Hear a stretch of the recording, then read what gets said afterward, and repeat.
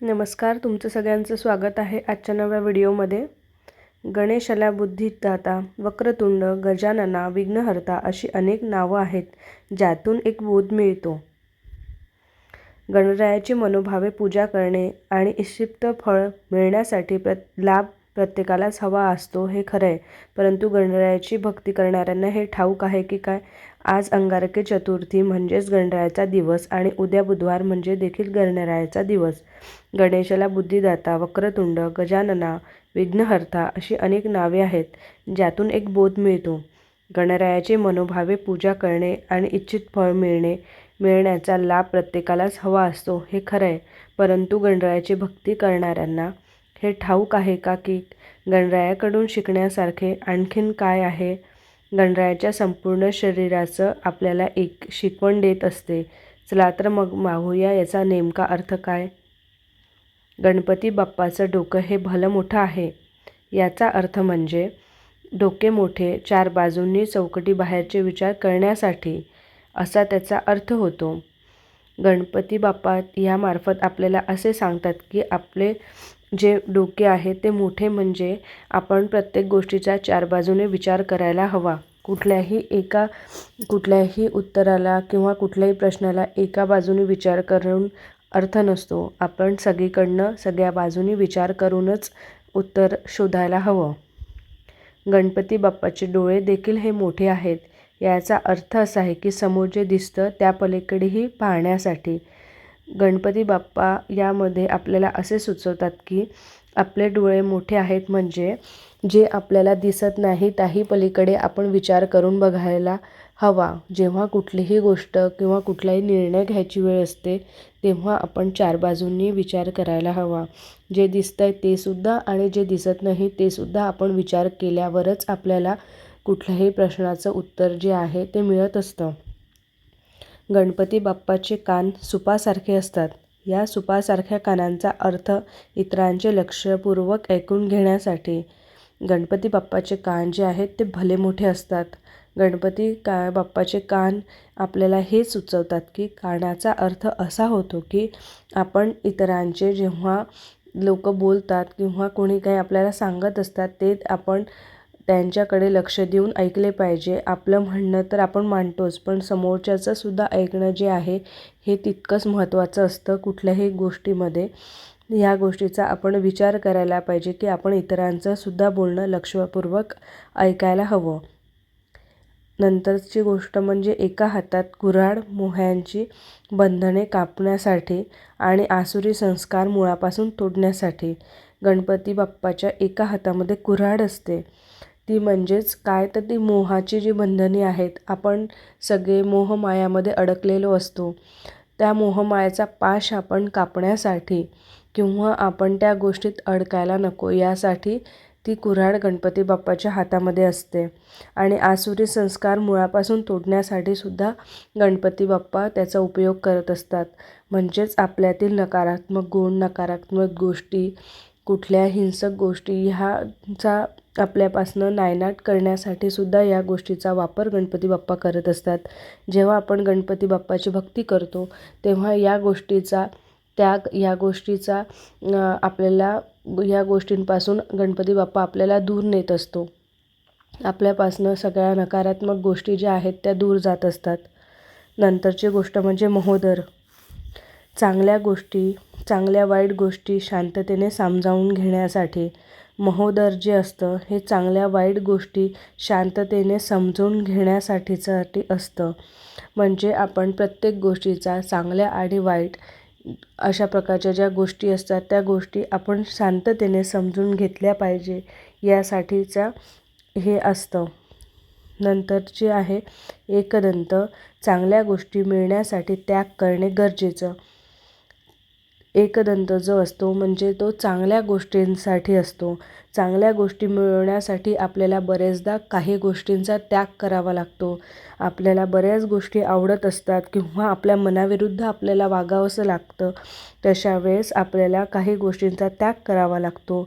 तो का तर आपल्याला काही गोष्टी, चांगल्या गोष्टी आपल्या जीवनात घडाव्या किंवा आपल्याला चांगल्या गोष्टी मिळाव्या यासाठी ह्या गोष्टी आपण करत असतो. आपल्या मनाविरुद्ध करत असतो. त्या गोष्टींसाठीचं हे एकदंत असतं. त्यानंतरचं आहे एका हातात मोदक जे आहे गणपती बाप्पाचे, ती परिश्रम, तपस्या आणि बुद्धिबळाच्या आधारावर यश प्राप्त केल्याचे सूचक आहे. एका हातात गणपती बाप्पाचा मोदक असतो, तो ह्याचे प्रतीक आहे की आपण परिश्रम केले पाहिजे आयुष्यामध्ये आपण जेव्हा कुठलेही काम करतो, मेहनत करतो, त्याचं जे आपल्याला फळ असतं, जी आपण तपश्चर्या करतो, म्हणजेच काय तर आपण कुठल्याही गोष्ट साध्य करण्यासाठी आपलं जो काही आपण त्याग करतो, परिश्रम करतो, जी काही मेहनत घेतो आणि बुद्धिबळाच्या आधारावर आपण यश जे संपादन करतो, त्याचं प्रतीक म्हणून गणपती बाप्पाच्या एका हातामध्ये जो असतो तो मोदक दाखवलेला असतो नेहमी. नंतर आहे मूषक. मूषक वाहन मनाच्या कानाकोपऱ्यात पोचण्याची गणरायाची इच्छा असते. मूषक जे वाहन आहे ते हे संबोधतं की आपण गणपती बाप्पा आपल्या मनात आहेत, आपल्या कानाकोपऱ्यात पोचण्यासाठी हे मूषक वाहन जे आहे ते गणपती बाप्पाने ठेवलं आहे आणि ते आपल्याला हे सूचित करत आहे की कानाकोपऱ्यात पोचण्यासाठी गणरायाची इच्छा जी आहे त्यासाठी हे मूषक वाहन दर्शवत आहे. या प्रत्येक गोष्टीतून शिकण्यासारखे बरेच काही आहे. यातून योग्य ते बोध घ्यावा. गणपती बाप्पाची आराधना केल्याने अर्थ, विद्या, बुद्धी, विवेक, यश, प्रसिद्धी आणि सिद्धी सहज प्राप्त होते. अशाच विघ्नविनाशकाच्या मंत्राचा जप केल्याने प्रत्येकच संकट, विघ्न, आळस, रोज, बेकारी, धनभाव व इतर समस्यांचे तत्काळ निवारणसुद्धा होते. आता आपण जाणून घेऊया की गणपती बाप्पाला एकदंत हे नाव कसे पडले किंवा गणपती बाप्पाला एकदंत का म्हणतात, गणरायाचे दात कसे तुटले, ह्याचा काय अर्थ आहे. गणपती बाप्पा भगवान गणपती, गजानन, विघ्नहर्ता, एकदंत, सिद्धिविनायक, गणेशा, गौरीपुत्र या नावाने संबोधले जाते. मात्र आपल्याला माहिती आहे का की गणपती बाप्पाच्या वेगवेगळ्या नावामध्ये कथा काय आहेत. आज जाणून घेऊयात एकदंत नावामध्ये काय कथा आहे. गणरायाचे आगमन झाले असून 4था दिवस आहे. या 10 दिवसात आपल्याला गणेशाची अनेक गाणी तसेच विविध कथा ऐकायला आवडतात. जगभरात गणपती बाप्पाची वेगवेगळी नावे आहेत. भक्त गणपती बाप्पाला गजानना, विघ्नहर्ता, गणपतीस, एकदंत, सिद्धिविनायक, गणेशा, गौरीपुत्र या नावाने संबोधतात. मात्र आपल्याला माहीत आहे का की भगवान गणेशाच्या वेगवेगळ्या नावामागे कथा काय आहेत ते. चला मग आता जाणून घेऊया. प्लीज चॅनलला सबस्क्राईब करा. कथा अशी आहे की एकदा भगवान परशुराम आपल्या इष्टदेवतेलाच म्हणजेच भगवान शंकराला भेटण्यासाठी पर्वतावर गेले होते. त्यावेळी भगवान शंकर माता पार्वतीसोबत आपल्या गुहेत होते. ते देवी पार्वतीला श्रीरामाची कथा ऐकवत होते. कथेमध्ये कुठलाही व्यत्यय येऊ नये म्हणून गणपतीला आज्ञा दिली होती की कुणालाही गुहेत आत सोडू नये. सोबतच त्यांनी बाप्पाला आपलं त्रिशूलही दिलं होतं. जेव्हा भगवान परशुराम कैलास पर्वतावर पोचले तेव्हा त्यांनी पाहिलं की भगवान शंकर पूर्ण कैलासावर कुठेच नाही आहेत. फक्त एक मुलगा एका गुहेबाहेर उभा आहे. ते आपल्या इष्टदेवतेच्या दर्शनासाठी संपूर्ण कैलास पर्वतावर फिरत होते. मात्र त्यांनी गुहेत जाण्याचा प्रयत्न केला जिथे भगवान शंकर आणि पार्वती देवी श्रीराम एक कथा ऐकवत होते. जेव्हा भगवान गजाननाने भगवान शंकराचा त्रिशूळ रोखून परशुरामांना गुहेत जाण्यापासून थांबवलं तेव्हा भगवान परशुराम गणेशावर क्रोधित झाले. त्यांनी गणेशाला आपला रस्ता अडवू नकोस असं सांगितलं, नाहीतर युद्ध करण्याची चेतावणी दिली. गणपती बाप्पा मागे हटणारे नव्हते. त्यांनी परशुराम यांच्यासोबत युद्ध केले. या युद्धादरम्यान गणपती बाप्पाचा एक दात तुटला. त्यामुळेच गणेशाला एकदंत हे नाव मिळालं. नंतर भगवान शंकर व देवी पार्वतीनं जेव्हा हे बघितलं तेव्हा परशुराम यांना गणपती आपला मुलगा आहे असल्याचं सांगितलं. अशा प्रकारे गणेशाला एकदंत नाव मिळालं. गणपती बाप्पाच्या प्रत्येक नावामागे अशा प्रकारची एक ना एक कथा आहे. गणपती बाप्पाची जन्मकथा. महादेव श्री शंकर व पार्वती देवीचा पुत्र म्हणून गणेशाची ख्याती आहे. पार्वती देवीने सुंदर अशी मूर्ती घडवून त्यात प्राण फुंकले आणि गणपतीचा जन्म झाला. हे सर्वश्रुत आहे. गणपती हा पार्वती देवीचा अत्यंत लाडका होता. एक दिवस स्नानासाठी जात असताना प्रवेशद्वारापाशी थांबवण्याची सूचना पार्वती देवीने गणेशाला केली. आईचा आदेश शिरसावंत मानून गणपती दाराजवळ बसून राहिला. तेवढ्यात महादेव श्रीशंकर तिथे आले. गणपती हा आपलाच पुत्र असून पार्वती देवीच्या आदेशावरून तो तिथे असल्याची कल्पना त्यांना नव्हती. महादेवांनी आत जाण्याचा प्रयत्न केला असता गणपतीने त्यांना अडवले. सुरुवातीला एक बालक म्हणून महादेवांनी त्याला समजावले, मात्र काही केल्या तो ऐकेना. आईने दिलेले काम चोखपणे पार पाडायचे असता संकल्प त्याने घेतला होता. महादेवांनी हर तऱ्हेने गणपतीला समजावले, मात्र तो हटला नाही. शेवटी पितरापुत्रांमध्ये युद्धजन्य परिस्थिती उद्भवली. महादेवांनी त्रिशूळाचा जोरदार प्रहार गणपतीवर केला आणि महादेवाच्या त्रिशूळाच्या प्रहारामुळे गणपतीचे मूळ शिर धडावेगळे झाले. काही वेळाने पार्वती देवी तेथे आली. गणपतीला निपचिप पडलेले पाहून त्याच प्रचंड दुःखी झाल्या. अत्यंत क्रोधित झाल्या. माझ्या पुत्राला पुन्हा जिवंत केले नाही तर संपूर्ण पृथ्वीचा विनाश करेन, असे पार्वती देवींनी महादेवांना बजावले. शंकरांनी नंदी व अन्य गणांना जंगलात पाठवले. खूप पायपीट केल्यानंतर त्यांना अखेर एक हत्ती दिसला. त्याचे मस्तक घेऊन ते शंकराकडे आले. महादेवाने हत्तीचे मस्तक त्या बालकाच्या धडाला जोडले व त्याला जीवदान दिले. यानंतर सर्व देवांनी गणपतीला अनेक शक्ती, अस्त्र, शस्त्रे प्रदान केली.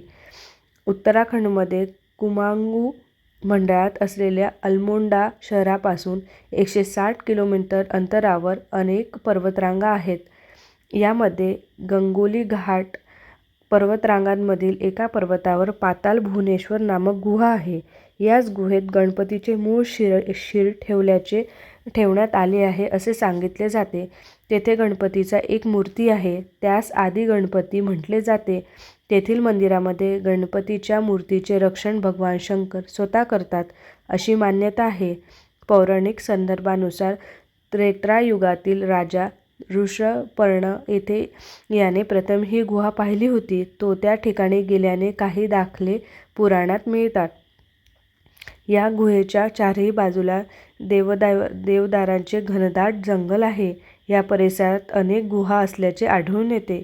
यापैकी एका गुहेमध्ये भगवान महारुद्र महादेवाचे मंदिर आहे. पाताल भुवनेश्वर येथील मान्यतेनुसार आदिगुरु शंकराचार्य या प्रथम स्थानी आले होते असे सांगितले जाते.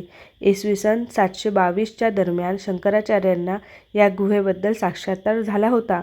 तेथे येऊन त्यांनी तांब्याचे शिवलिंग स्थापन केले असे सांगितले जाते. आजच्या काळात पाताल भुवनेश्वर हे ठिकाण पर्यटनासाठी आकर्षणाचा केंद्रबिंदू झाले आहे.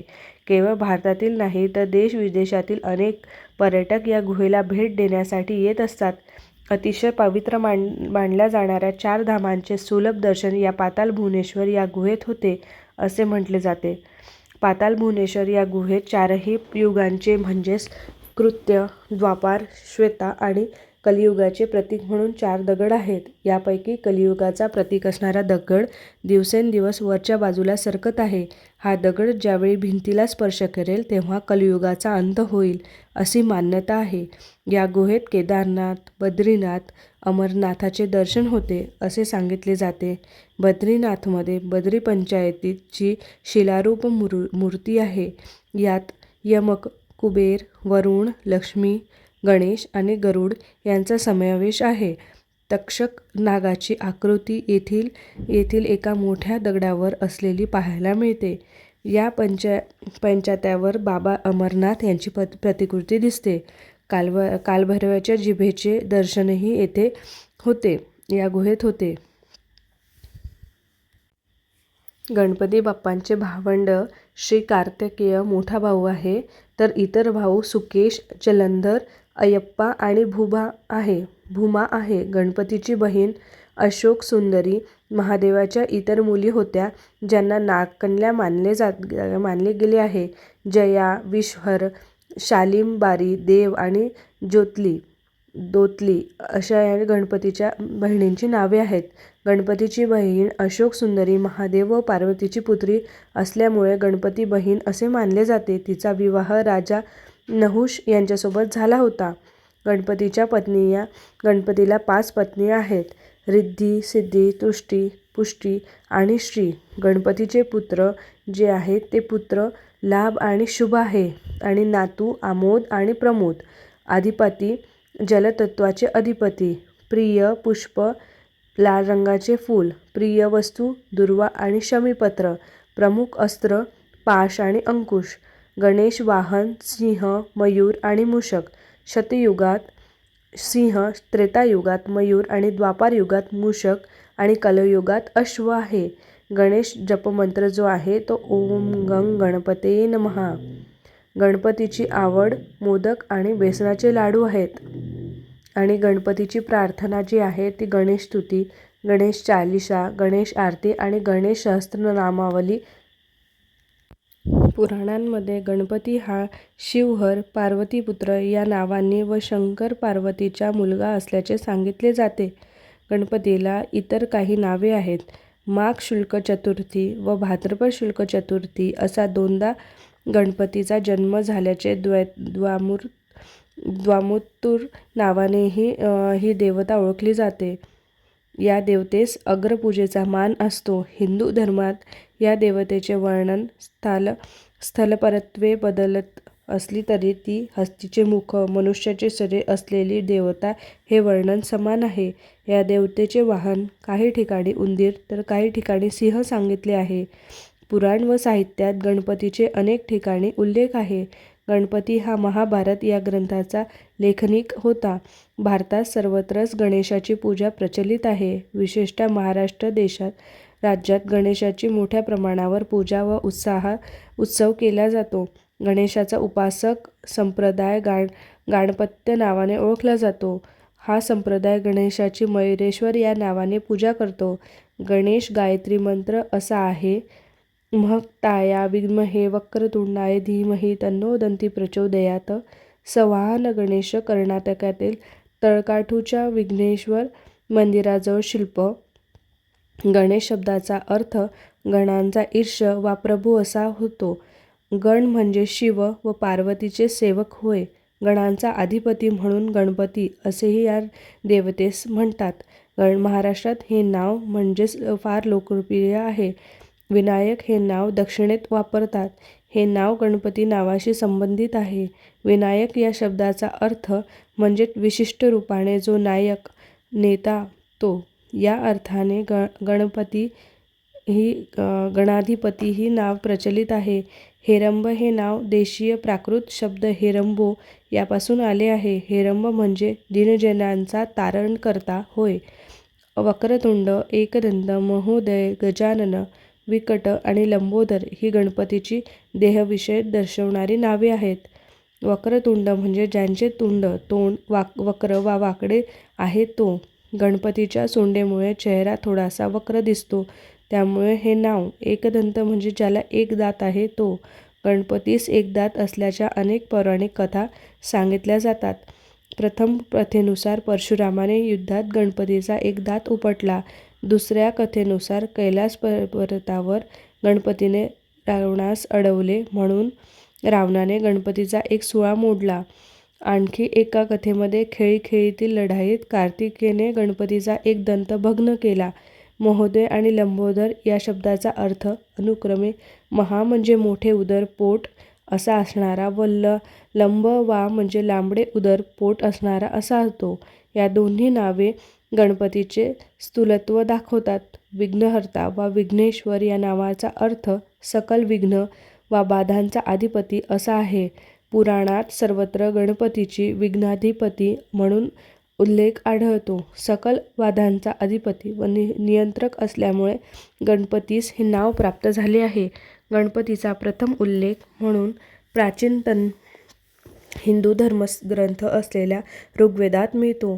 वैदिक गणपतीचा स्पष्टपणे निर्देश करतात. जरी हा वैदिक गणपती व सध्या पूजिला जाणारा पौराणिक गणपती एक नसला तरी तो वेदोत्तर काळात ऋग्वेदातील गणपती ब्रह्मांडपती व वाचस्पती पासून पौराणिक गजवदन, गणेश, विघ्नेश्वर हे रूप उद्भवल्याचे अनेक संशोधक मान्य करतात. वैदिक गणपतीची दुसरी नावे होती बृहस्पती, वाचस्पती. ही देवता ज्योतिर्मय मानली जाई. तिचा वर्ण लालसर सोनेरी होता. अंकुश, कुऱ्हाड ही या देवतेची अस्त्रे होती. या देवतेच्या आशीर्वादाविना कोणतेही इष्टकाम संभव होणार नाही असे मानले जाई. ही देवता कायम गण नामक या एका नृत्यकारी दलासोबत विराजमान असे व देवतांची रक्षकीही मानली जाई. दुसऱ्या मतानुसार भारतातील अनार्यांच्या हस्ती देवता व लंबोदर यक्षाच्या एकत्रीकरणातून गणेश संकल्पना निर्मिली गेली. गणेश या मूळच्या अनार्य देवतेचे आर्यीकरण झाले असावे हा दुसरा कयास लावण्यात येतो. गणेशाचे वाहन उंदीर याच आदिम संस्कृतीचे प्रतीक म्हणून मानले राहिले असावे. इसवी सन पूर्व 1800 शतकापासून 6व्या शतकाच्या मध्यापर्यंत लिहिल्या गेलेल्या बौधायन धर्मसूत्रात गणेशाचा उल्लेख नाही. इसवी सनाच्या 4थ्या शतकातील कालिदास, इसवी सनाच्या 6व्या शतकातील भारवी आणि इसवी सनाच्या 5व्या शतकातील पंचतंत्र या भारताच्या नाट्यशास्त्रातही गणेश देवता दिसत नाही. गुप्त काळाच्या अस्तकाळापासून या देवतेचे स्वतंत्र पूजा प्रचलित झाली असावी. मानवगृह्य सूत्र याज्ञवल्क स्मृतीमध्ये शाल, कंटकट, उशित, कुष्मांड, राजपुत्र, देवयजन इत्यादींचा विनायक म्हणून उल्लेख आहे. महाभारतातील विनायक हाच आहे. याचे काम विघ्न उत्पादक करणे असे. पुढे हाच विघ्नकर्ता गणपती विघ्नहर्ता मानला जाऊ लागला. याज्ञवल्क स्मृतीनुसार विनायक हा अंबिकेचा पुत्र होय. गणेशाचा पार्वतीपुत्र उल्लेख येथेच प्रथम होतो. अनेक पुराणे स्वयंभू मानतात. कार्तिकेयच्या अनेक गण व पार्षदही पशुपक्ष्यांचे मुख धारित असतात. इसवी सनच्या 6व्या शतकातील भूमारात या प्रकारे अनेक गणांचा उल्लेख सापडतो. गणेश म्हणजे ईशगणांचे हस्तिमुख असल्याचे हेही कारण असू शकते. काही ठिकाणी गणेश, यक्ष, नागदेवता याचे वर्णन मिळाल्याचे दिसते. गणपतीच्या हस्तिमुखाचे हेही एक कारण असावे. पुराणांमध्ये हस्तिमुखधारी यक्ष आहेत. यक्ष हे गणपती प्रमाणे लंबोदर असतात. याज्ञवल्क्य साहित या ग्रंथात विनायक व गणपतीच्या पूजेचे विवरण सापडते. इसवी सनाच्या 7व्या शतकात रचलेल्या ललित माधव ग्रंथात गणपतीचा उल्लेख आहे. पौराणिक संदर्भ गणपती पौराणिक हिंदू धर्मातील प्रथम पूज्य, त्या कारणाने एक मुख्य देवता आहे. म्हणून या देवतेचे नाना आख्यायिका, उपाख्यायिका वेगवेगळ्या पुराणात व महाकाव्यात उल्लेख येतो. गणेशाविषयी सर्वाधिक महत्त्वाची कहाणी म्हणजे गणपतीचे गजानन होणे होय. प्रत्येक पुराणाच्या वर्णविषयानुसार या प्रसंगावर विविध भाष्येही वाचायला मिळतात. इतकी की यातून पुराणांमध्ये काही विशेष ठिकाणी परस्पर विरोधी भासही दिसतो. याशिवाय गणपतीच्या मातृपितृभक्ती व विवाहाविषयीच्या अनेक कथा वाचल्या गेलेल्या आहेत आणि वाचायला मिळतात. गणपती बाप्पाची जन्मकथा शिवपुराण व शिवपुराणात उल्लेखित उपाख्यानुसार पार्वतीने एक दिवस नंदीस द्वारपाल म्हणून नियुक्त करून स्नान करण्यास गेली. यावेळी शंकर तेथे आले. त्यांनी नंदीस झुगारून न्हाणीघरात प्रवेश केला. यामुळे पार्वती अपमानित व रागाने क्षुब्ध झाली. शेवटी सखी जया व विजया यांच्या साह्याने चिखलातून एक सुंदर पुत्राची मूर्ती निर्मिली व त्यात प्राण फुंकले. पुत्रास तिने स्वतःचा अनुचर म्हणून नेमले. नंतर एके दिवशी कुमार मुलास दारी नेमून पार्वती स्नानास गेली असता शंकर तेथे आले. कुमाराने शंकरास अडविले. पहिल्यांदा कुमारासोबत त्यांचा वाद व नंतर पार्वतीच्या मनातील इंगिताप्रमाणे युद्ध झाले व शिव सकल देवतागण या लढाईत पराजित झाले. तेव्हा नारदाच्या सल्ल्याने विष्णूद्वारे कुमारास मोहित करून शंकराने त्याचे मुंडके उडविले. ही वार्ता ऐकून पार्वतीने क्रुद्ध होऊन सृष्टी नष्ट करण्यास प्रारंभ केला. गणपती, नारद देवता व देवगणांनी तीस शांत केले. तेव्हा पार्वतीने तिच्या पुत्राच्या पुनर्जीवनाची मागणी केली व तिचा पुत्र सगळ्यांना पूज्य व्हावा अशी इच्छा व्यक्त केली. शंकरांनी होकार भरला, परंतु कुमारकाचे मस्तक कोठेही न मिळाल्याने त्यांनी गणास उत्तर दिशेस पाठवले प्रथम जो प्राणी दिसेल त्याचे मस्तक आणण्याची आज्ञा केली. गण एका हस्तीचे मस्तक घेऊन उपस्थित झाले. देवगणांनी ह्या मंडक्याचे साह्याने कुमारास जिवंत केले. तदपरांत शंकरांनी या मुलास स्वपुत्र म्हणून स्वीकारले. देवगणांच्या आशीर्वादाने हा मुलगा पूज्य झाला व गणेश नावाने प्रसिद्ध झाला. स्कंदपुराणात गणपतीच्या जन्माविषयी एक आख्यायिका उपाख्यान वर्णिली आहेत. पुराणातील गणेश खंडाप्रमाणे सिंदूर नामक एका दैत्याने पार्वतीच्या गर्भात प्रवेश करून गणेशाचे मस्तक छिन्न केले, पण या गर्भात मृत्यू न होता ते मुंडहीन अवस्थेत जन्मात आले. नारदाने बालकास याचे कारण विचारले असता गजाननाने वरील घटना सांगितली. तेव्हा नारदाच्या सल्ल्यानुसार गजासुराचे मस्तक छिन्न करून गणपतीने ते स्वतःवर शरीरावर चढवले.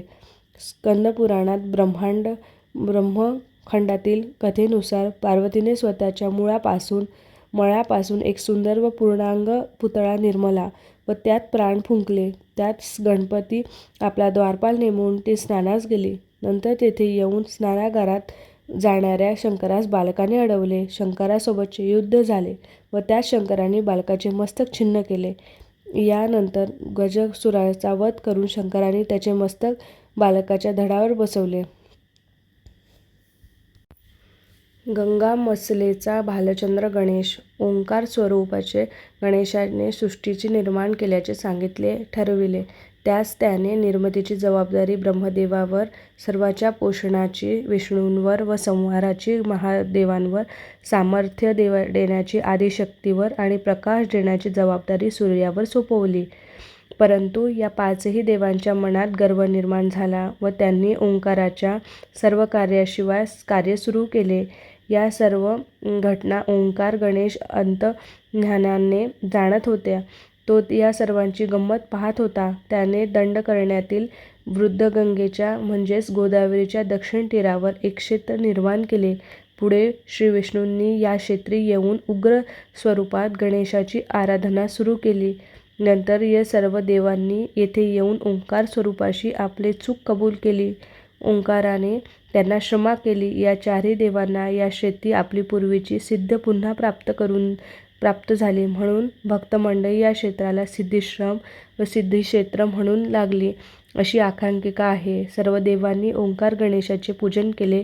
दक्षिणा म्हणून ब्रह्मदेवाने आपली कन्या सरस्वती, विष्णूने पुष्टी, शिवाने योगिनी, सूर्याने संजीवनी, आदिशक्तीने गोहिनी त्याला अर्पण केल्या व पंचकन्यापती ओंकार गणेश म्हणून त्यांच्यावर अक्षदा उधळल्या. पण त्याचवेळी त्यांची सोंड, गजमुख, 4 हात, लंबोदर पाहून चंद्राला हसू आले. हे पाहताच ओंकार गणेश संतप्त झाले आणि त्याने चंद्राला शाप दिला की यापुढे तुझे तेज नष्ट होईल, तू कुरूप होशील व तुला जे पाहतील त्यांच्यावर चोरीचा आळ येईल. अशा शापामुळे चंद्राचे तेज नष्ट झाले. आपले मुख दाखवण्याची त्याला लाज वाटू लागली.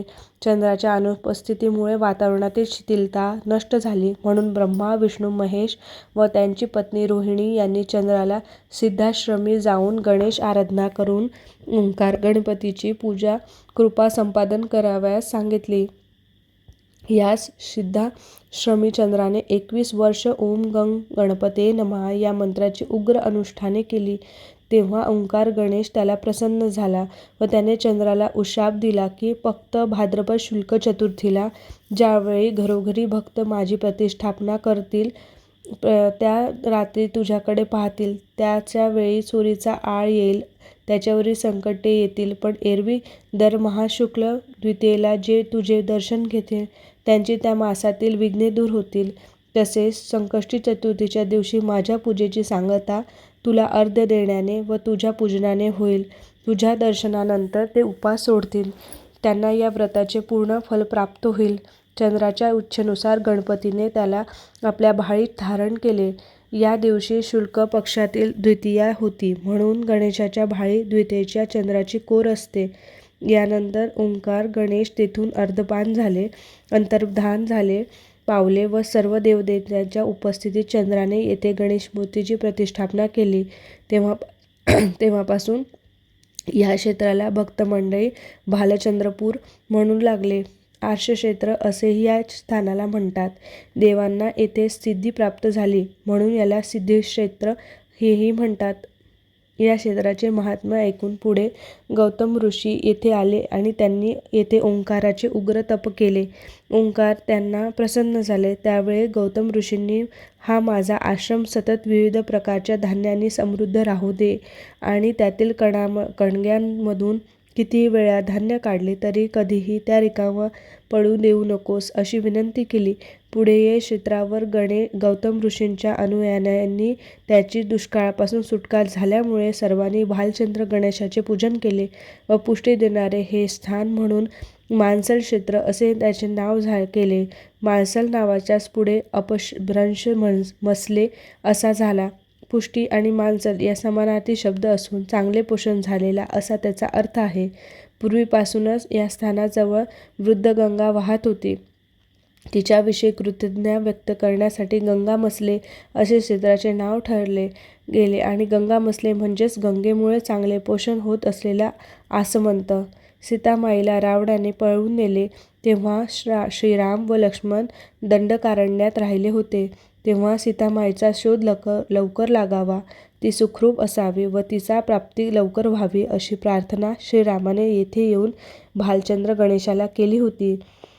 पूर्वी श्री गणेश क्षेत्राच्या दिव्य व प्राकृत स्वरूपासंबंधी जे तत्त्व सांगितले गेले आहे त्याला धरूनच सदरचे सिद्धश्रम क्षेत्र सृष्टीच्या आदिकाळ विष्णूंवर अनुग्रह करण्याकरिता प्रकट झालेल्या स्वानंद देश प्रभूने स्वेच्छेने निर्माण केलेले आहे.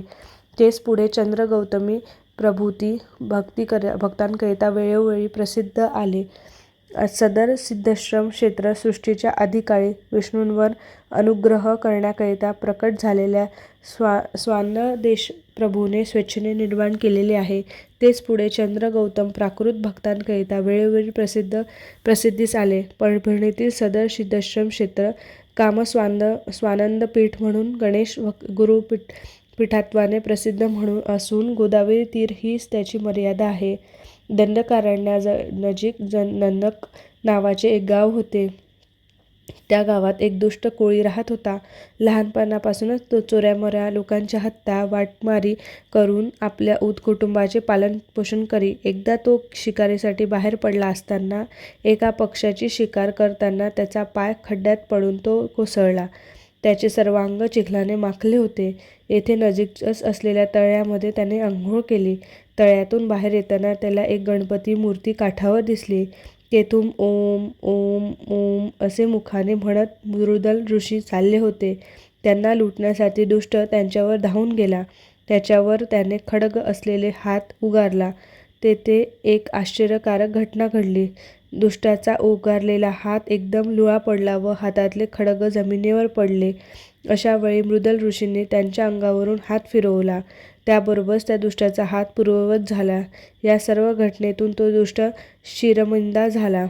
त्याने ऋषींच्या पायावर मस्तक ठेवले व पश्चाताप व्यक्त केला. तेव्हा ऋषी त्याला म्हणाले, येथे गुप्त असे गणेश तीर्थ आहे आणि गणपतीला प्रिय असलेल्या चतुर्थी आहे. तू या सरोवरातील 21 कमळे, जवळच असलेल्या दुर्वा, शमीपत्रे घेऊन सरोवराच्या तीरावर असलेल्या गणेश मूर्तीची पूजा कर.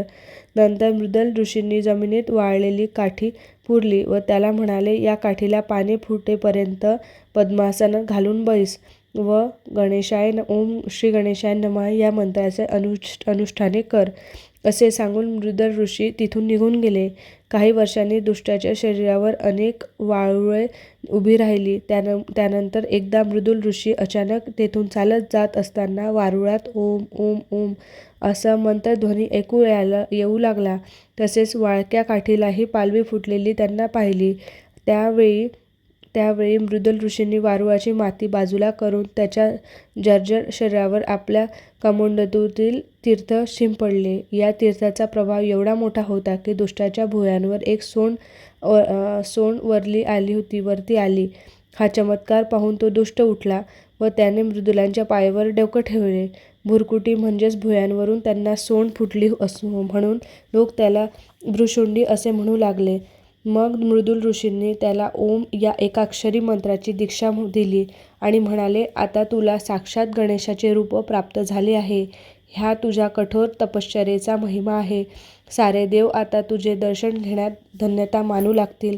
तुला सर्व सिद्धी प्राप्त होतील आणि 1 कल्पापर्यंत तुला आयुष्य लाभेल. मग भृशुंडीने तेथे एक आश्रम काढला. त्यामध्ये होम हवन करून गणेशाची प्रतिष्ठापना केली.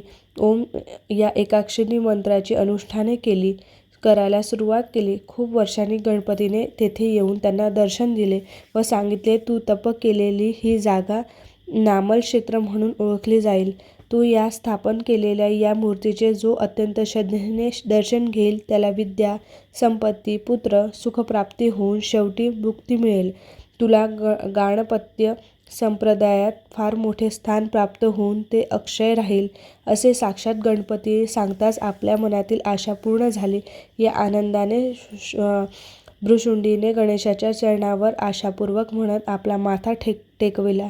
गणपतीने त्याच्या डोक्यावर आपला हात ठेवला आणि अंतर्धान पावला. या सर्व घटना आकाशातून सूर्याने पाहिल्या होत्या. पुढे सूर्यपत्नी व तिचा सावत्र पुत्र यम याचे जोरदार भांडण जुंपले होते. तिने यमाला तू घाणेरडा दिसशील असा शाप दिला. त्यामुळे यम अतिशय कुरूप मलिन झाला. त्यावर सूर्याने त्याला उशाप दिला की तुझ्यावरचा मळ दूर करायचे सामर्थ्य फक्त आशापूरक गणेशातच आहे. तो तुला नामल करील. त्या नामल क्षेत्री जाऊन तुला कुरूपपणा व अन्य व्याधी जातील. त्या नामल क्षेत्री जाऊन यमाने गणेश दर्शन घेतले व तो शापमुक्त झाला. पूर्वाश्रमी भृशुंडीचा हा दुष्ट वाटमाऱ्या करणारा होता. त्या पापांच्या पैशावर त्याच्या आईवडिलांची पितरांचा उदरनिर्वाह होई. त्या तामसी अन्नाचा विपरीत परिणाम म्हणून त्याचे पितर नरकात महायातना भोगत होते. त्यांना मुक्ती मिळावी म्हणून भृशुंडीने स्वतः केलेल्या सर्व संकुष्टी चतुर्थीच्या पुण्यावर उदक सोडून ते पितरांना अर्पण केले. त्याक्षणी गणपतीने त्याच्या सर्व पितरांना नेण्यासाठी नरकात विमान पाठवले व त्याची कुंभीपाक नरकातून सुटका केली. ही आशाही गणेशाने पूर्ण केली. पितरांना पापाचा लागलेला मल या क्षेत्रीच बसून भृशुंडीने नामल अमल केला, असे या क्षेत्राचे महात्मा आहे. महान गाणपत्य साधू निरंजन स्वामी यांनी येथे गणेशोपासना केली. त्याचे वंशज येथे असतात. कर्पूरा, बिंदुसुरा आणि नारद या 3 नद्यांचा संगम येथे आहे. बीड येथे त्याच्या काठावर आशापूरक गणपतीचे दगडी मंदिर बांधण्यात आले आहे. अशी गणेशाची आख्यायिका आहे. विज्ञान गणेश ब्रह्मदेवाची पत्नी सावित्री व विष्णूची पत्नी लक्ष्मी व महादेवाची पत्नी पार्वती या तिघींनी एकदा अत्री ऋषींची भार्या अनुसया हिच्या पतिव्रताची परीक्षा बघण्याचा आग्रह आपापले पती ब्रह्मा, विष्णू, महेश यांच्याकडे धरला. त्यानुसार अनुसयेची परीक्षा बघण्यास आलेल्या तिघांना अनुसयेने आपल्या पतिव्रतांच्या सामर्थ्याचे बालक बनविले व त्याच्या भुकेची तृप्ती केली. पुढे तिने 3 मुखांचा एक बालक निर्माण केले. त्याला अत्री अनुसयेने दत्तात्रेय अशी हाक मारली. हे बालक पुढे मोठे झाल्यावर तप करण्यासाठी महादेवांच्या अंशावतार म्हणून दुर्वास ऋषी अरण्यात निघून गेले. ब्रह्मदेवाचा अंशावतार म्हणून चंद्राने गणेशाची आराधना करून त्याच्या भाळी स्थान मिळवले. फक्त विष्णू तेच दत्त स्वरूपात अत्री अनुसयेशी राहिले. तेथे राहून त्याने अवधूत मार्गाने खूप तप केले तरी त्यांच्या मनाला शांत लाभेना. त्यावेळी अत्री ऋषींनी आपल्या दत्तापुत्राला वैदिक गणेश उपासनेच्या मंत्राची दीक्षा दिली. जय गणेश या पंचाक्षरी मंत्राची दीक्षा दिली व त्याला अनुष्ठाने करण्यास सांगितली. दत्तात्रेय एकदा आपल्या आश्रमात ध्यानस्थ बसले असताना ओंकार स्वरूप गणेशाने त्यांना दर्शन दिले. त्यावेळी अत्री ऋषींच्या मुखातून उद्गार बाहेर पडले, त्वं ध्यानमयो विज्ञानमयोसी. पुढे दत्तात्रेयांना पारमार्थिक, आध्यात्मिक या सर्व प्रकारच्या ज्ञानाची प्राप्ती येथे झाली. नंतर दत्तात्रेयांनी आनंदाने त्या जागी गणेशाच्या मूर्तीची प्रतिष्ठापना केली आणि विज्ञान गणेश असे नामस्मरण केले. हा शुभ दिवस ज्येष्ठ शुद्ध चतुर्थीचा होता म्हणून तिथीच येथे मोठी यात्रा भरते. नरातन व देवांतक येथे जुळे दैत्यबंधू ऋषीमुनींना त्रस्त करीत होते. त्यावेळी यात विज्ञान गणेशाने महोकट्ट्याचा अवतार घेऊन त्यांचा बंदोबस्त केला.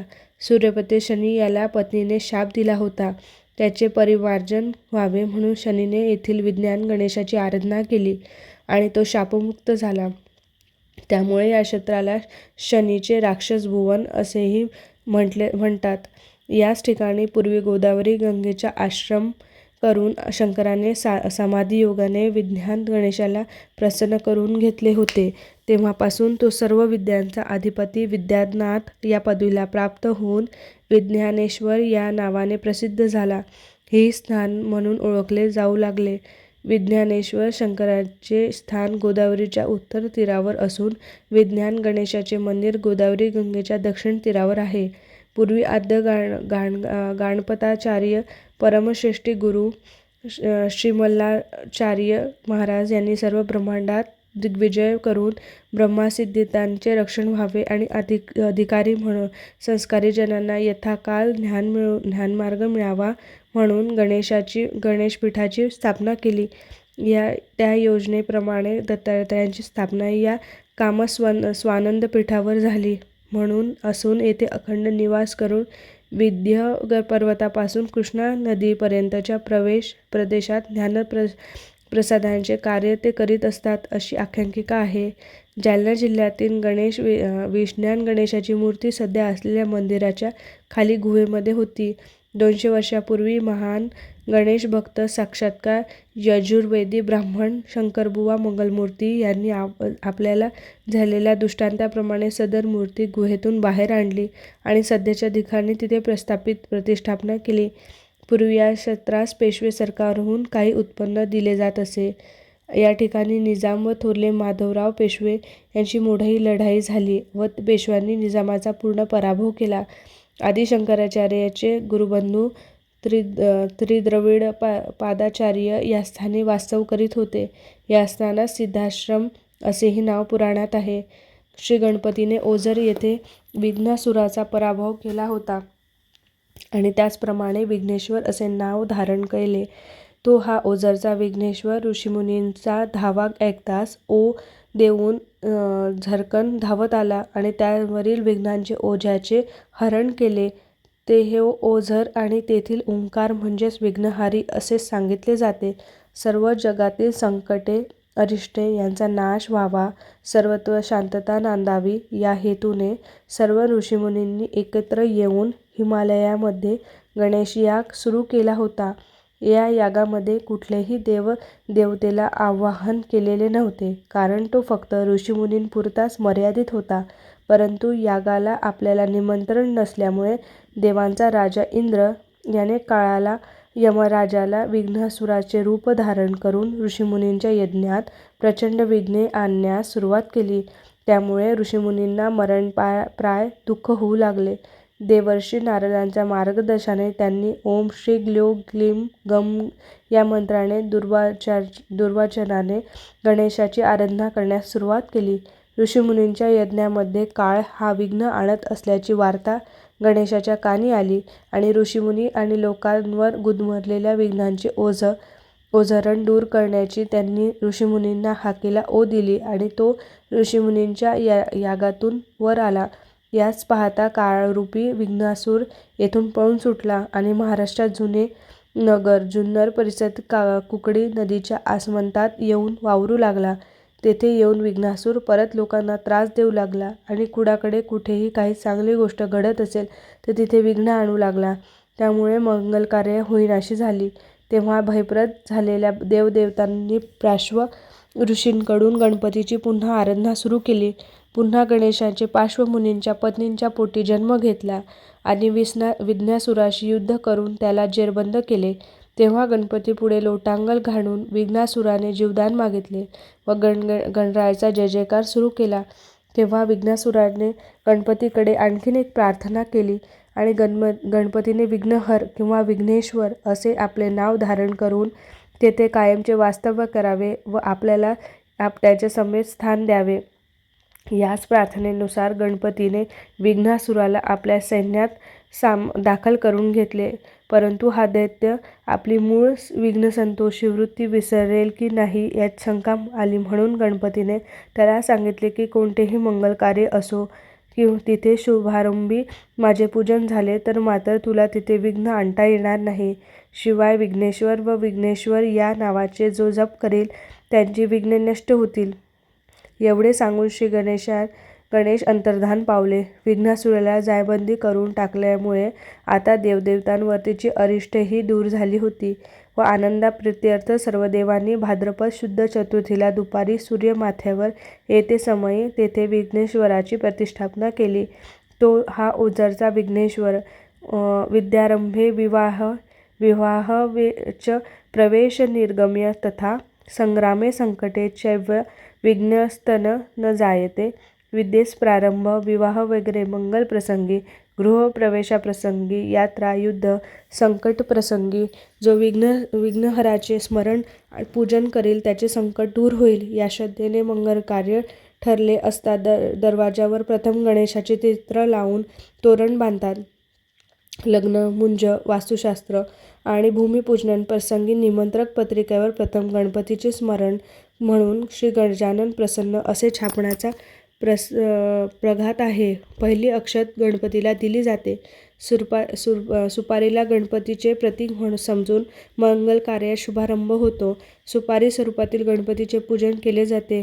सुपारी हा शब्द सु आणि पारी असा बनला आहे म्हणजे चांगला गर असलेले फळ. सुपारीच्या संस्कृतमध्ये युपी फल असे म्हणतात, पुगी फल असे म्हणतात. सुपारी ही समृद्धी, मांगल्य आणि प्रेमभाव याचे प्रतीक मानली जाते. अखंड सुपारीला गणपतीचे प्रतीक मानले जाते. घरी अक्षत घेऊन कोणी आले असता त्या दाम्पत्याला सुपारी अखंड देतात. त्यामुळे तुम्ही आरंभलेल्या कार्यात कोणतेही विघ्न येऊ नये, तुमच्या घरात समृद्धी नांदो अशी मंगल व प्रेममय भावना सदिच्छा सामावलेली असते.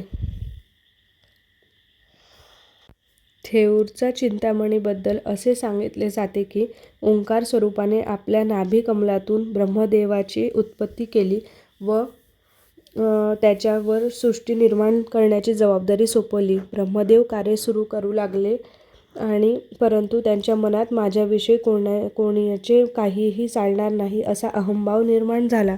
त्यामुळे ब्रह्मदेवाच्या हातून सृष्टी निर्मितीच्या कार्यात अनेक अडचणी येऊ लागल्या. ब्रह्मदेवाच्या चित्ताला काम, क्रोध, लोभ, मोह, मद आणि मत्सर हे शिडीप्रू त्रास देऊ लागले आणि ब्रह्मदेवाचे चित्त अस्थिर झाले. त्यावेळी देवर्षी नारदांनी चिंतामणी गणेशाची उपासना कराव्यास सांगितली. क्षिप्त, विक्षिप्त, मूढ, एकाग्र आणि निरोधक या चित्ताच्या 5 भूमिका असून त्यांना प्रकाशमान करणारा चिंतामणी असतो. त्याच्या आराधनेने चित्ताच्या या 5 अवस्था नष्ट पावून शांती प्राप्त होते. म्हणून नारदाने ब्रह्मदेवाला मुळामुठा नदीच्या पात्रात एका पायावर उभे राहून ओंकाराची उग्र अनुष्ठाने केली. ओंकारदेव ब्रह्मदेवाला प्रसन्न झाले व त्याने त्यांचा आशीर्वाद दिले. पुढे ब्रह्मदेवाने या क्षेत्री मोठ्या थाटामाटात सर्व देवदेवांच्या उपस्थितीत गणेशाच्या मूर्ती यथासांग प्रतिष्ठापना केली आणि त्यांच्या गळ्यात मोठ्या भक्तिभावाने चिंतामणी रत्नांचा हार घालून चिंतामणी असे त्याचे नामकरण केले. ब्रह्मदेवाच्या चित्ताला येथे स्थिरावता म्हणजे स्थिरता प्राप्त झाली म्हणून या क्षेत्राला स्थावर असे नाव पडले. त्याच्याच पुढे अपभ्रंश होऊन थेऊर असे नाव रूढ झाले. या क्षेत्री गाणपत्य मुनी आणि कौंडण्य हेही येथून राहू लागले आणि त्यांनी चिंतामणी गणेशाची उपासना 1,00,000 दुर्वा वाहून केली. चिंचवडचे महान गाणपत्य साधू मोरया गोसावी यांनी येथील अरण्यात चिंतामणीचे मोठे तप केले होते. तेव्हा चिंतामणीने त्यांना व्याघ्ररूपाने दर्शन दिले होते. श्री मोरया गोसावी यांचे पुत्र चिंतामणी महाराज यांनी देखील मंदिर बांधलेले आहे. श्रीमंत थोरले माधवे पेशवे सभामंडप बांधला आणि मंदिराचा विस्तार केला. सौंदर्यवती तिलोत्तमाच्या मागे ब्रह्मदेव आकृत झाले आणि त्याच्या मागे ते धावू लागले. त्याचवेळी त्यांची शक्ती स्थगित होऊन 3 ठिकाणी पडली. त्यातून 3 महादैत्य निर्माण झाले.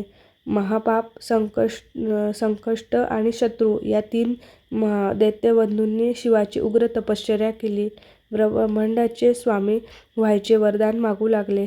असा वर मिळताच ते तिघेही उन्मत्त झाले आणि त्यांनी 3 लोकांवर स्वामित्व मिळवले. सर्वत्र हिंडून ते सर्वांना त्रस्त करू लागले. स्वर्गातील ब्रह्मा विष्णू इतकेच काय तर प्रत्यक्ष महादेवालाही ते जुमानसे झाले. यावर उपाय म्हणून सर्व ऋषीमुनी देव एकत्र आले आणि शांतीसाठी मुनिश्रेष्ठ मृदुल या मार्गदर्शनाखाली सर्वांना ओंकार गणेशाची आराधना करावयास सुरुवात केली. सर्वप्रथम शिवपार्वती विदर्भातील अधासा गावी गेले. तेथे त्यांनी शमीवृक्षाचे रूप धारण केले. मृदुल मुनींनी पौरोहित्याखाली शमीवृक्षाखाली देवांचे ओंकार साधना सुरू केली. पुढे ओंकार गणेश प्रसन्न झाले. त्याने देवांच्या रक्षणासाठी 3 बाण महापाप संकष्टांनी शत्रू यांच्यावर काजावर सोडले. ते तिघेही दैत्य मृत्युमुखी पडले. या तिन्ही दैत्यांचा नाश झाल्यावर ओंकार गणेश शमीवृक्षापाशी आला. त्यांच्या मुळात जाऊन अंतर्धान पावला आणि मग मृदुल मुनींनी तेथे ओंकार गणेशाची यथासांग प्राणप्रतिष्ठा केली. त्यावेळी सर्व मुनींनी जय गणेश असा जयजयकार केला असे सांगितले जाते.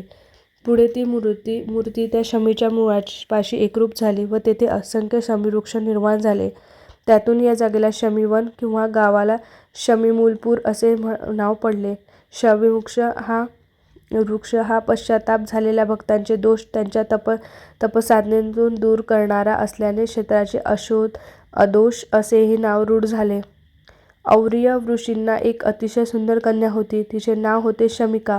तसेच धौम्य ऋषींना एक पुत्र होता. त्याचे नाव होते मंदार.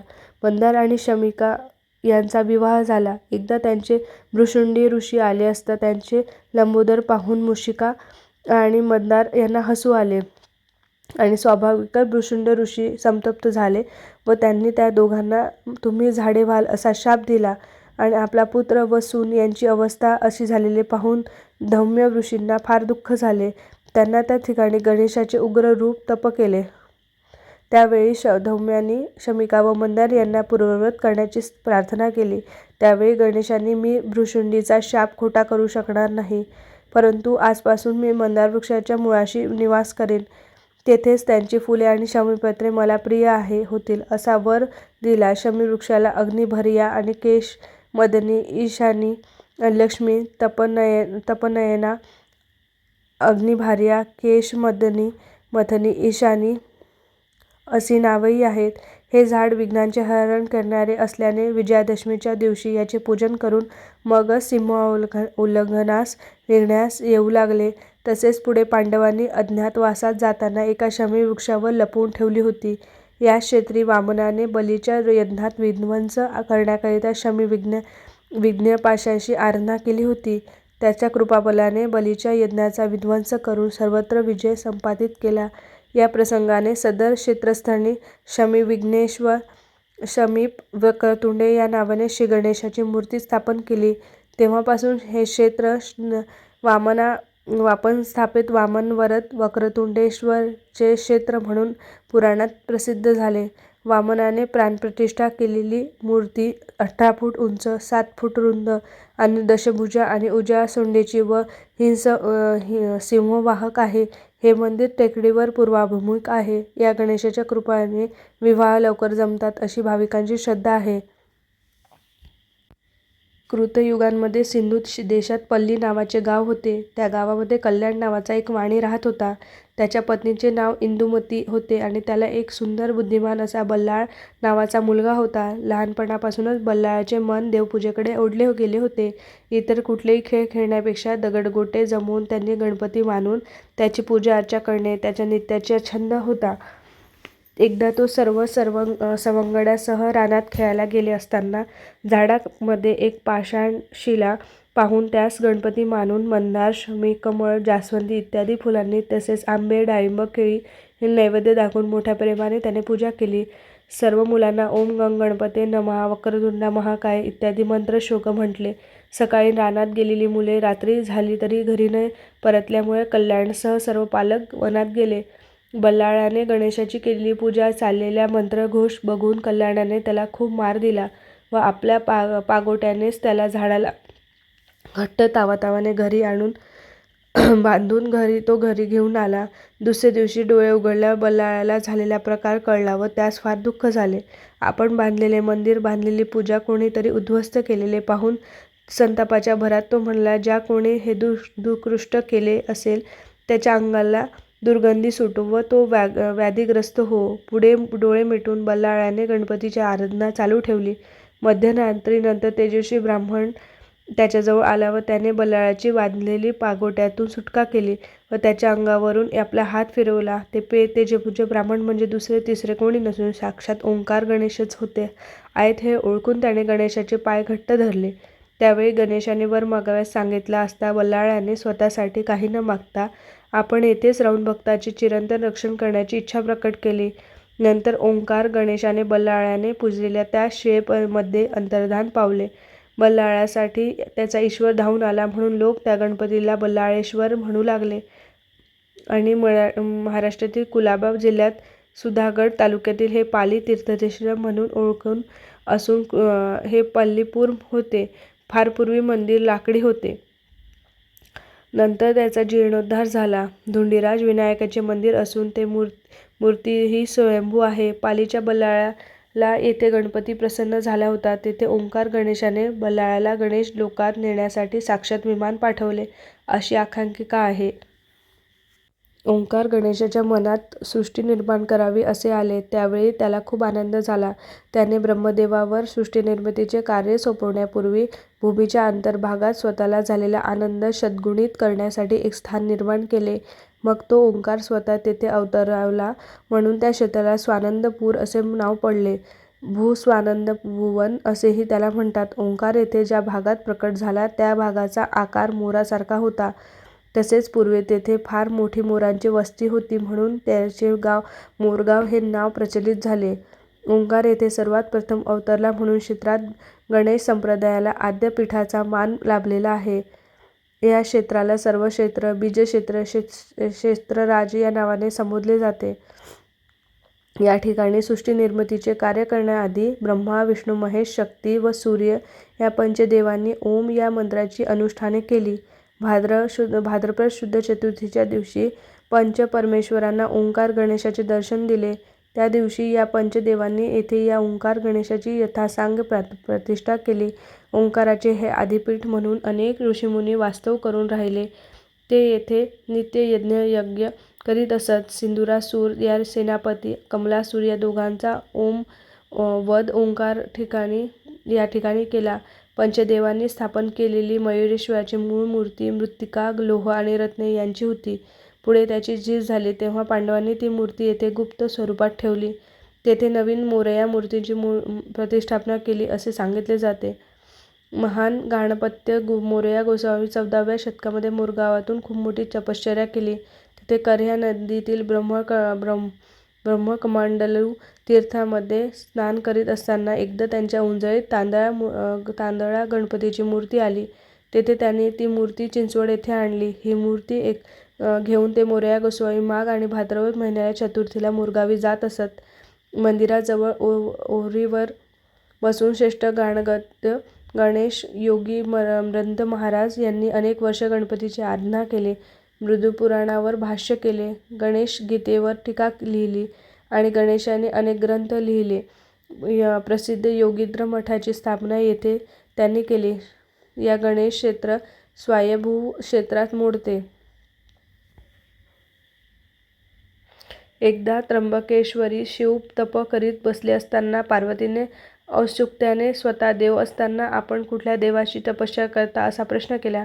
त्यावेळेस शंकराने तिला प्रश्नाचे उत्तर देताना म्हटले, मी जर देवदेवांचा देव महादेव असलो तरी माझ्यापेक्षा श्रेष्ठ असा एक देव आहे. तो मला प्रेरणा देणारा आहेस. पण माझ्याप्रमाणे विष्णू, ब्रह्मदेव, विष्णू, शक्ती, सूर्य, चंद्र, वरुण या सर्वांनाच प्रेरणा देणारा आहे. सृष्टी निर्माण करण्याची जबाबदारी त्यानेच ब्रह्मावर, त्याच्यातील सर्वांचे पालनपोषण करण्याची जबाबदारी विष्णूवर व माझ्यावर संहाराचे उत्तरदायित्व सोपवले आहे. सर्वसिद्ध, सर्वविद्या, त्याला सर्व कला त्याला अवगत असून तो देवगणांचा पती आहे, बलवान आहे, मंगलाचा तो आद्यदेव आहे, विघ्नाचे हरण करणारा तोच आद्यदेव आहे. त्याचा तपामध्ये फार मोठी शक्ती आहे, सामर्थ्य आहे. त्या देवादिदेवांचे नाव ओंकार आहे. त्याचा जपाचा एकाक्षरी प्रभाव मंत्र ओम असून त्याचे मी रोज जपतप करतो. पुढे शंकर पार्वतीला म्हणाले, पुण्याचा साठा करण्यासाठी तुलाही एकांत जागी राहून तपस्या करणे आवश्यक आहे. शंकराने सांगितले तपाच्या महत्त्वाचे. पार्वती जीर्णपूर गावच्या नजीक लेखन पर्वतामधील एका सुंदर लेणीमध्ये बसून ओम या महामंत्राचे अनुष्ठान करू लागली.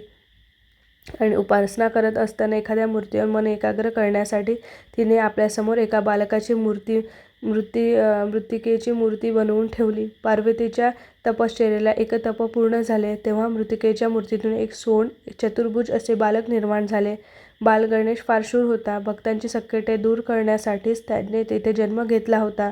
साधू संत ऋषीमुनी सज्जन यांना त्रास करणाऱ्या बालासूर व वोमासूर यांची राक्षसीन बहीण शतमहिषा, कमलासूर वगैरे अनेक दैत्यांना त्यांनी नष्ट केले. हा बालगणपती जेव्हा प्रकट झाला तो दिवस भाद्रपद शुक्ल चतुर्थीचा होता.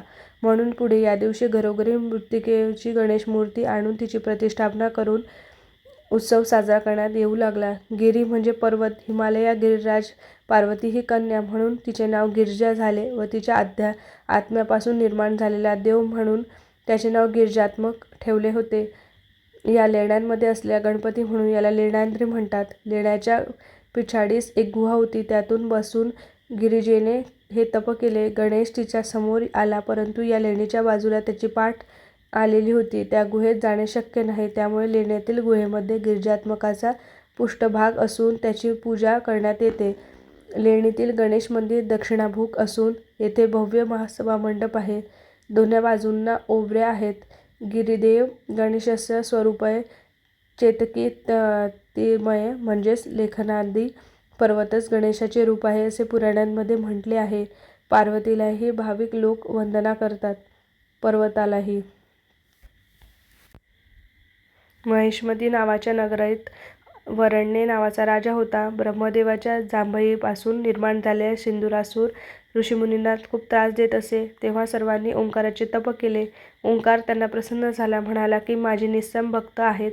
राजा वर्णेश्वराच्या घरी मी जन्म घेईन व सिंदूरसुराचा वध करीन.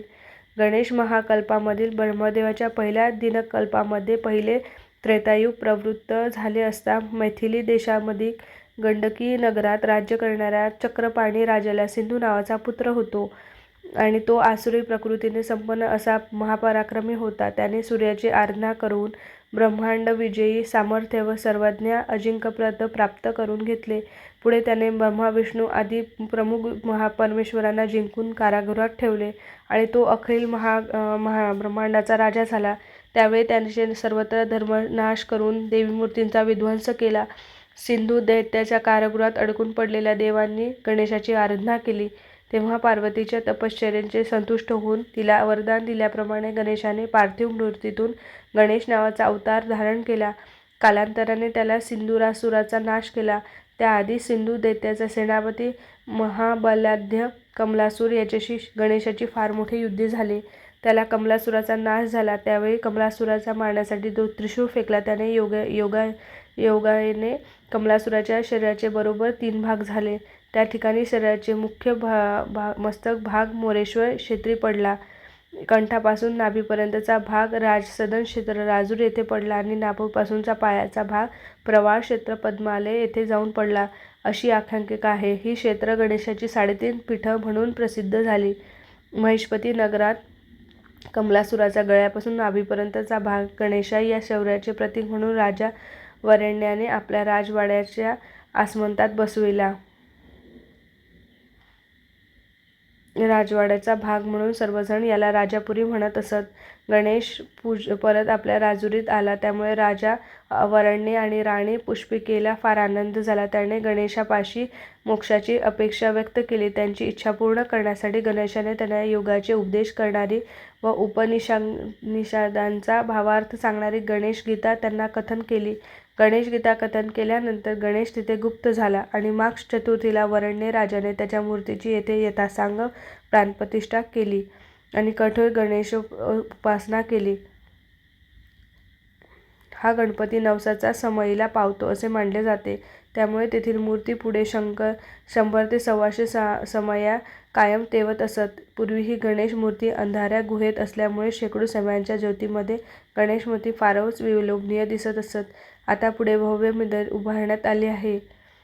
याला दैत्यविमर्दन असेही एक नाव आहे. त्रैलोक्यवासी सर्वांना सर्वथा अजिंक्य असलेल्या त्रिपुरासूर दैत्याचा नाश करण्याकरिता आरंभाच्या युद्धात पराजित झालेल्या नारदाच्या अनुमतीने शंकरांनी गणेशाची आराधना केली. प्रभूच्या त्या कृपाबलाने त्यांना त्रिपुरासुराचा नाश केला. त्या प्रसंगी शंकराच्या अनुग्रहाचे जे स्थान प्रसिद्ध झाले तेच रांजणगाव होय. शिवाने हे तपस्या दंडकारण्यामध्ये पद्मासन घालून ओम ओम या एकाक्षरी मंत्राने जपानुष्ठान केले. त्यावेळी त्याच्यासमोर एक अद्वितीय व्यक्तिमत्व प्रकट झाले. त्यास 5 मुखे, 10 भुजा होत्या. भाई चंद्रकोर, गळ्यामध्ये वासुकी नागाची माळा होता. हजारो सूर्याचे तेज त्याच्या मुखकमळावर विराजमान होते. त्या ओंकार स्वरूप गणेशाच्या दर्शनाने शिवाना अत्यानंद झाला. त्यावेळी गणेशाने त्याला सांगितले की मी सांगतो सहस्त्रनाम संकटनाशक स्तोत्र म्हणून बीजमंत्र उच्चारित त्रिपुरासुरातून बाण सोड. या मंत्रबीजाने त्याचे तिन्ही पुरे भस्मसात होईल आणि त्याला तात्काळ वध होईल. ओंकार स्वरूप जिथे प्रकट झाले होते त्या दंडकारण्य या पवित्र ठिकाणी महादेवाने सुंदर मंदिर बांधले. त्या ठिकाणी महागणपतीची प्रतिष्ठापना केली. या गणपतीला पोळवे व मोती म्हणजेच मणी फार प्रिय आहेत, म्हणून महादेवाने येथे सुंदर नगरी बसवली व मणिपूर असे नाव प्रसिद्ध केले. त्रिपुरासुराचा शिवाने वध केला त्या दिवशी कार्तिक पौर्णिमा होती. तेव्हापासून शिवाचे नाव त्रिपुरारी झाले. त्रिपुराचा अरी म्हणजे शत्रू, त्रिपुराचा शत्रू तो शिव. त्रिपुरासुराची प्रतिकात्मक त्रिपुरावात करून सायंकाळी गृहिणी शिवमंदिरात प्रज्वलित करतात. या दिवसात दीपोत्सवही करण्यात येऊ लागला.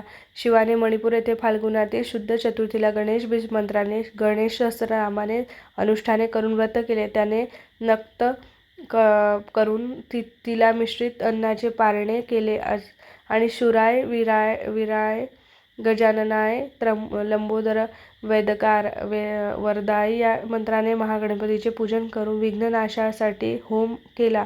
4 महिने हे व्रत केल्यावर 5व्या मासी शिवाने सुवर्णाची गणेशमूर्ती करून त्याचे पूजन करून तिला सहित ती दान केली. सागरात प्रवेश करण्यापूर्वी श्रीकृष्णाने हे व्रत केले होते असे म्हटले जाते. रांजणगाव महागणपती पेशव्यांचे सरदार पवार व शिंदे यांनी ओवऱ्या बांधलेल्या आहेत.